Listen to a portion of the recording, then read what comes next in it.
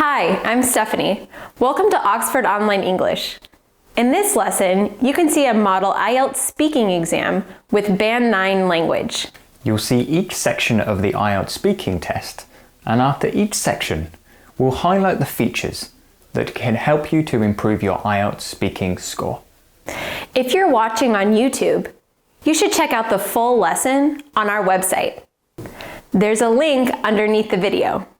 The full lesson includes a transcript, so you can study the answers in your own time. Let's start with part 1, where I'll be the examiner. Hello, my name is Stephanie. This is the IELTS speaking test. Can you tell me your full name, please? My name's Olivier Gilberto.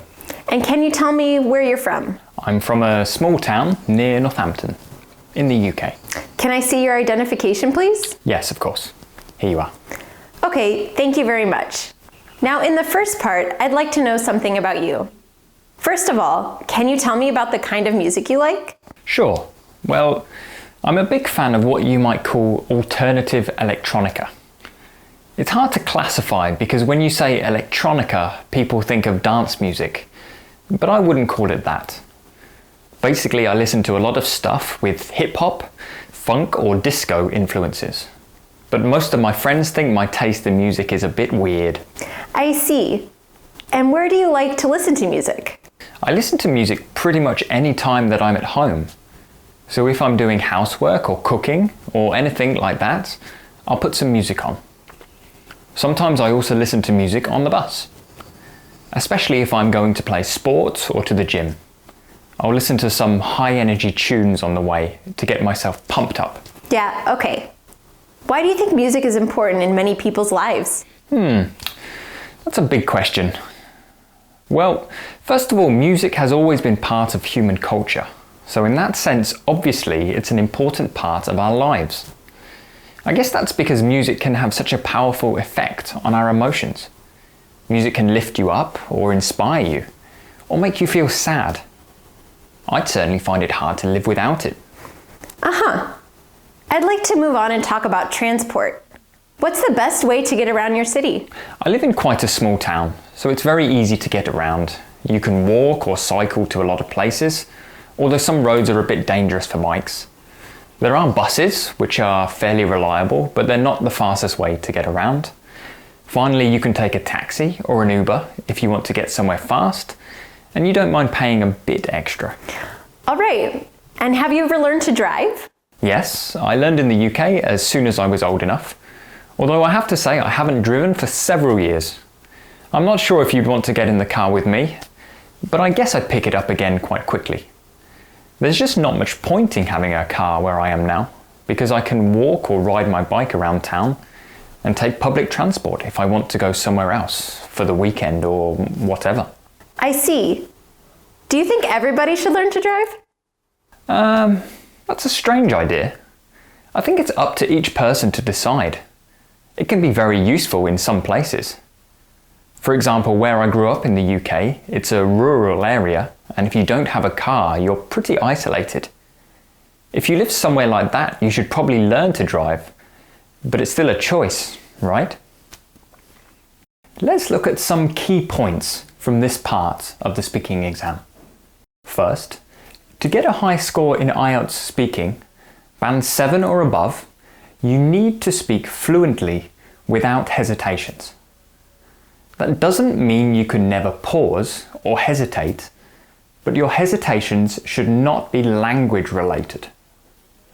So, if you're pausing or stopping because you can't remember vocabulary or because you can't build a sentence fast enough, that will make it difficult to get a high score. Secondly, Ollie's answers were all relevant and all appropriately developed. He gave full answers to every question and added extra detail, but he never went off topic. This is also essential. You need to do both of these things to get a high score on your IELTS speaking test. He also used linking words and connecting devices well. Let's look at one answer as an example. Notice that I didn't use a lot of linking words here. IELTS students often overuse linking words, and they end up getting a lower score because they make errors or sound unnatural. You need to connect your ideas, but you don't get a higher score for using more linking words. It's more important to use linking words accurately and naturally. Looking at vocabulary, Ollie used a wide range of words and phrases in his answers, including some good collocations like alternative electronica, disco influences, or powerful effect on our emotions. He also used some idiomatic language in a correct and natural way. For example, I'm a big fan of, get myself pumped up, lift you up, or I'd pick it up again quite quickly. Finally, I got a question at the end which was harder to answer. Do you think everybody should learn to drive? You might have to answer some strange questions in your IELTS speaking exam, or talk about something you haven't thought about before. The examiner follows a script and has no choice about what to ask you. Many IELTS candidates have problems because they try to answer questions they have no idea about. In this situation, it's better to react naturally. For example, you could say, "That's a weird question. That's a tricky one," or something like that. Then, if you have no idea what to say so. So long as you explain why, that's fine, and it won't affect your score. Your score depends on your ability to communicate, not your ideas and knowledge. Let's look at the next part of the test. We're going to swap roles here, so I'll be the candidate. Now, I'm going to give you a topic and I'd like you to talk about it for 1 to 2 minutes. You have 1 minute to think about what you are going to say. You can make some notes to help you if you wish.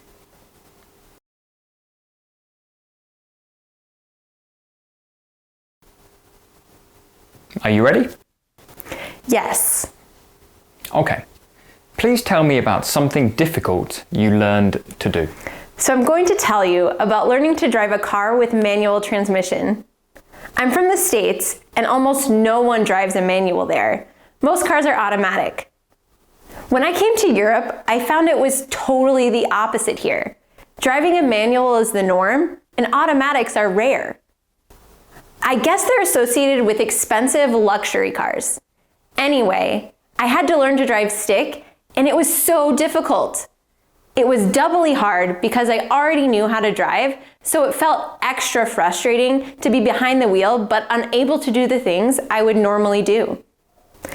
Maybe it wasn't a good idea, but I didn't get any help. I could have gone to a driving school, but I didn't. I just practiced and tried to learn by myself, by driving around car parks and open spaces and things like that. That was okay, but when I went out and drove properly on the streets with traffic, it was super stressful. I just couldn't get the clutch right, and then I'd stall and I'd be stressing out while everyone was honking at me. I can't say that I'm glad I learned it. I mean, I just learned to do it because I had to, and I didn't enjoy the experience. If it were up to me, I'd rather just have an automatic car. Thank you. So, what do you use your car for? Mostly for getting to work. I live quite far from the nearest metro station, and the bus lines aren't good, so it's much easier to drive. Sometimes we go out of town for the weekends too. Next, let's look at some of the positive points which Stephanie showed in this section.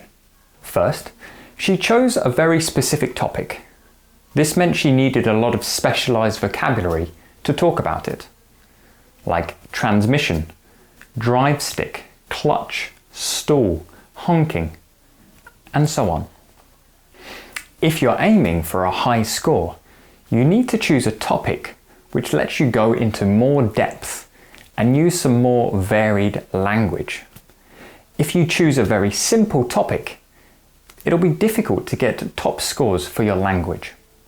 You can also see that I covered all of the points from the cue card in detail and didn't add any irrelevant information or go off topic. Ollie already mentioned the specialized vocabulary, but I also used some idiomatic language like I guess, doubly hard, extra frustrating, super stressful, or get the clutch right.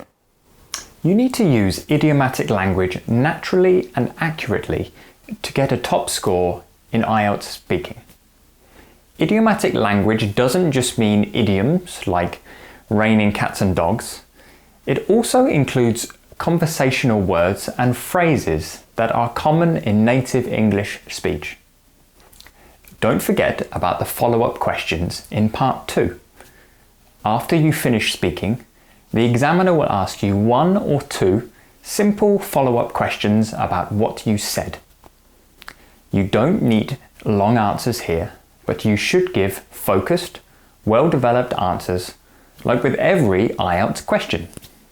Finally, let's look at part 3 of the IELTS speaking test. Right, I'd like to ask you some questions related to this topic. First, let's talk about learning new things. What motivates people to learn new things?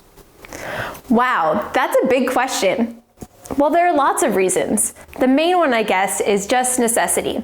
For example, if you want to work in a particular field, you'll need some specific training, skills, qualifications.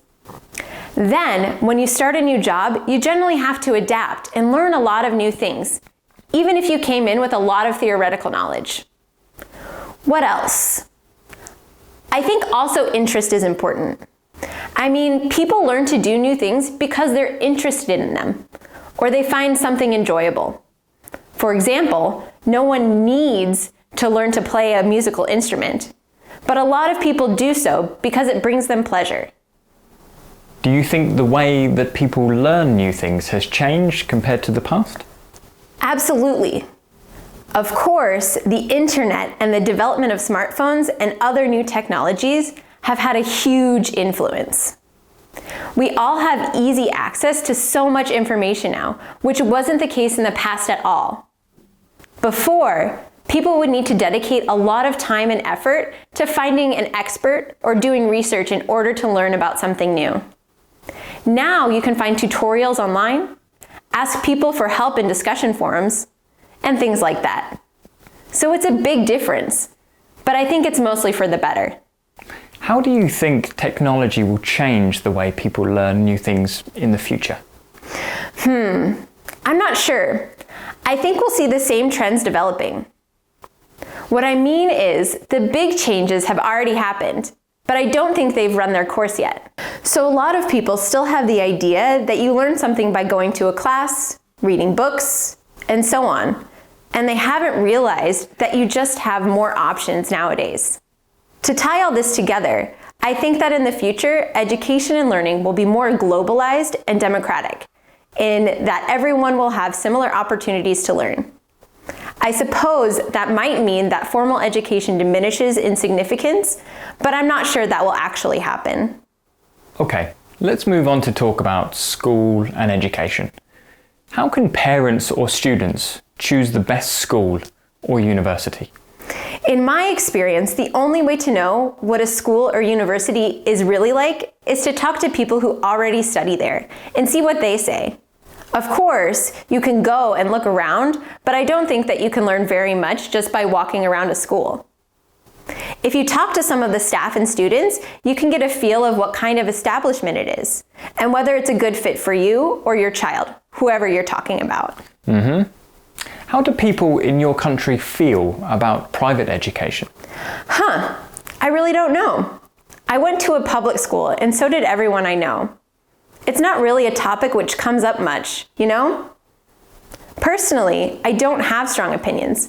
If someone wants to pay to send their child to a private school, then why not? Given that there aren't that many private schools, it's just not something that people are so aware of. I see. Do you think that university education should be free? Definitely yes. In the USA, university is insanely expensive. Parents have to start saving up from the moment their child is born. I think this leads to elitist outcomes. I mean, that the richest kids go to the best universities. And if you don't have a lot of money behind you, your options are more limited. That said, I realize that graduates tend to earn more, so it might be fair to have some kind of graduate tax, so that people who benefit from higher education also help to fund it. That seems to me to be the fairest solution. Thank you. That's the end of the speaking test. So, let's look at these answers more closely and see what made them effective. Many things here you've already heard. Stephanie's answers were fluent, relevant, well-developed, and clear. She used a wide range of grammar and vocabulary accurately, including idiomatic language. She also used linking phrases and fillers to keep her answers fluent even when she was dealing with more difficult answers. For example, at the start, she used fillers to give herself thinking time without leaving an unnatural pause. She also used linking phrases like "what I mean is" and to tie this all together to focus her answer when she wasn't sure how to finish a sentence or an idea. Remember that you can read the full script of this video on our website, oxfordonlineenglish.com. You can read the answers and see exactly what words, phrases, and structures I used to answer these questions. Have you taken the IELTS speaking exam recently? Please share your experiences in the comments. What went well? And what did you find difficult? Good luck if you have an IELTS speaking test coming up soon. Thanks for watching. See you next time.